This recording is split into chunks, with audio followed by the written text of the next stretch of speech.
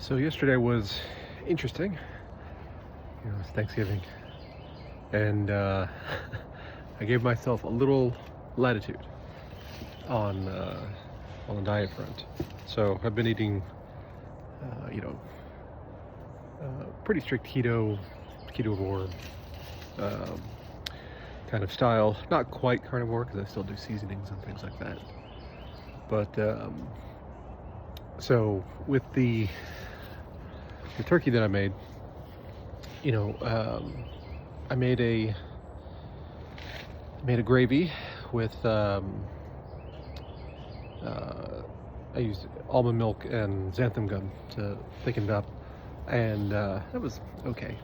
Uh, but then I made cranberry sauce, and we actually get fresh cranberries and put them in the pot. I used erythritol, so as a sweetener, so that's less problematic than straight up sugar, and that was okay.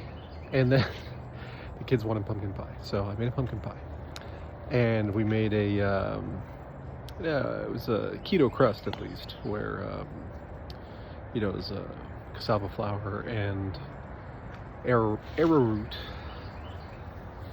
as the thickener and the flour. So still no wheat and everything. But then they had, I don't know where they picked it up, but they had a pumpkin pie mix can, and obviously the pumpkin itself plus whatever sugar they put in it, it was very sweetened. And so I had a little slice of that. I was debating whether or not to do that or not.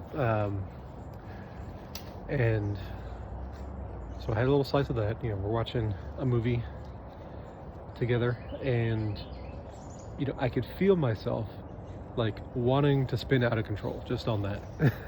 So definitely had to mentally pull myself back from just starting to go through the house and just devour everything, because for me that's my probably my primary vice is just eating crap. So I was remembering that when I was growing up, we had when I was in I want to say fourth grade, when we first learned about the food pyramid and how you should have 11 servings of grain a day. And we really believed this stuff. Obviously, I was a child, we were very impressionable, but parents and adults in and around my life believed this stuff too. So started down a very bad road. I remember being, I don't know, 13, 14, something like that, and I would get like my mom had a big mixing bowl to make any like a 4-quart kind of thing, and I would fill the bowl with an entire box of cereal and dump in milk, and that would be like an afternoon snack. And I wasn't, when I was a teenager, I wasn't fat. I was really active, and but I would do that. I'd eat like a whole bowl of rice, like not like a normal bowl, but like a mixing bowl, kind of like my mom also had a glass, a glass mixing bowl, I guess it was. I would make 3 or 4 cups of rice and just eat that, and it was just utter insanity, looking back on it. And I was always hungry, and it's no wonder I wasn't getting any protein, I wasn't getting any fat. It's just straight carbs, carb loading. And I remember being on the swim team, and where I grew up, swimming in the summer, like the summer leagues were very active. So I was in one of those, and the coach was telling us, like, oh, you get a carb load the night before, make sure you eat plenty of pasta and whatever. So just horrendous advice all around. And set me up for a bad road when it came to health and nutrition. I turned it around in my I guess early 30s, late 20s, when I discovered Primal Blueprint, and then, work started taking over my life, and, just that all went out the window. So, I'm now regaining all of that by I'm getting closer and closer just to being straight carnivore. I can't eat as much of the red meat that I want, just because, my metabolism has been screwed up enough that I actually developed gout. So I do a lot more chicken and things like that are lower in purines. Right now I'm having a little bit of a gout attack over the last couple of days, and I'd had a huge charcuterie board on Tuesday, which was great. But the next day my foot was feeling a little twingy, and it got worse, and I think I'm on the tail end of it right now. But limping around the house, not fun. If you've never had gout, don't get it. But and basically it feels like for me it's in my feet, which is pretty common. It's where you have these uric acid crystals in your blood, and they get stuck in narrow blood flow areas. So like in your joints and your fingers and feet, that kind of stuff. So for me, it manifests in my feet, and it feels like you're walking on a broken bone.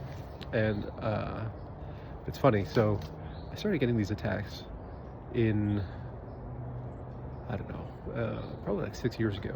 And I remember going to the urgent care, and I said, I think I have a broken bone in my foot, but I'm not sure. It feels kind of weird. And they took x-rays, and they said, oh, you just, nothing's showing up in the x-ray. You must just have like some kind of soft tissue damage, like a sprained ankle or something. And I said, okay, and they hobble around on the cane. And this would happen like once a year for a while. And maybe it's more than 6 years ago. I don't know, a while. And I would hobble around on the cane for a week, maybe 2 weeks, and then it would go away. And,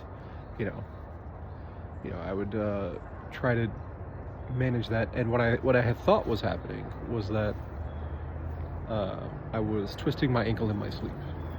Because it would always be like I would wake up this way. I would go to bed fine, I'd wake up feeling this way.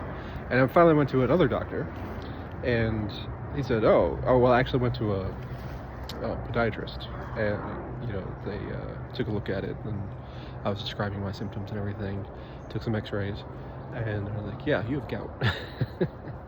And that gout actually runs in my family, so that is not too surprising. What's surprising is, the fact that when I first started getting the symptoms, I was like, 37, something like that. So clearly, in the old days, gout was, the rich man's disease, and it was an older man's disease. So you had to be rich enough in order to be able to afford, eating and abusing your body this way. And, it took a long time.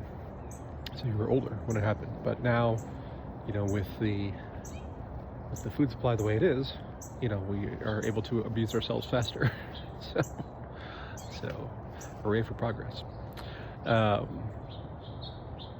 It's so funny how status changes in those ways. So, when gout was the rich man's disease, it was, the poor, the farmers and the peasants and whatever, they were eating, they weren't eating much meat, but they were eating, some whole grains and basically gleaning, where they could, forage and get, root vegetables and things like that. So even though they had a lot of carbohydrate, it was not the refined type of carbohydrate that we have today in flours and snacks and all that kind of stuff. Even the bread was a much slower digesting kind of carbohydrate. And there would be they might have meat once a week, but the rest of the time they were still doing okay enough that they didn't develop these kinds of conditions, and it was only the rich people who could afford, white flour and be able to eat enough of it in order to develop these conditions. But now, modern science has revolutionized everything. It turned kind of everything upside down. So people talk about the cost of food, and food is definitely expensive. We spend a lot of money.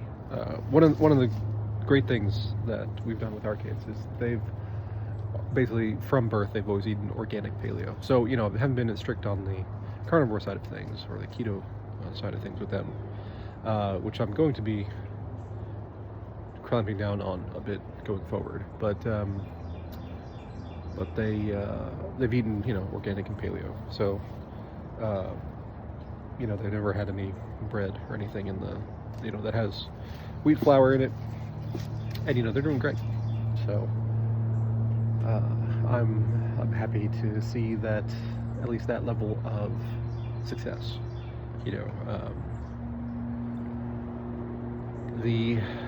One of the things people, like strangers, people we see in classes and activities and things, our kids are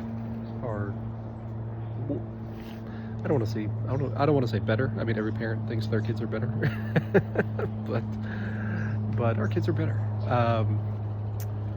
They just they don't flip out like other kids that we see. And I mean, everybody has bad days, sure, but they just seem to be much stabler in mood. They're super smart.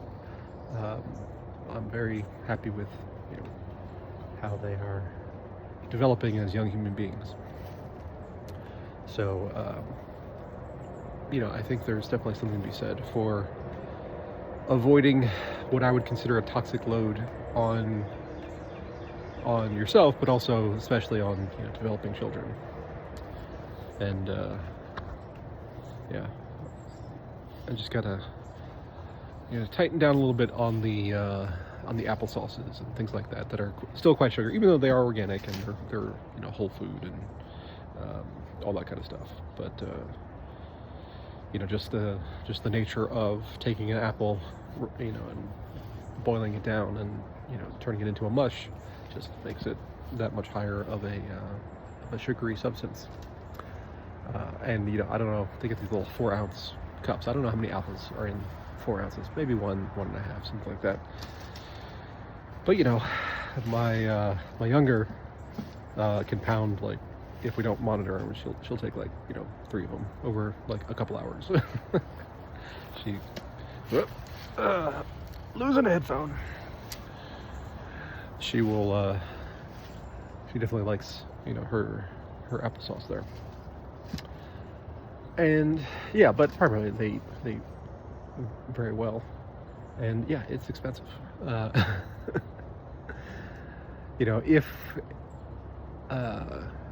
one of the reasons that I want to have a farm someday soon, and raise more chickens and rabbits and cows and pigs, is to make the available nutrition that much better. My experience with these chickens here that are it's so much better. And having that farm to table kind of availability, I think is probably where more and more people are going. Joel Salatin talks about the homesteading tsunami, is the way he phrases it. And there's a couple different streams of thought that kind of lead people that way. So one is nutrition, one is just kind of opting out from city life, and I'm sure there are more. The whole monetary inflationary system that we're in. But I think there's definitely something to be said for having just even a few acres and having some animals and livestock and keeping you connected to the land, and having those daily chores that you like about here feeding the chickens and giving them water, gives you that sense of accomplishment. Um, the whole goal-seeking system in our brains is very interesting. Like achieving goals is kind of not that satisfying, but pursuing a goal is.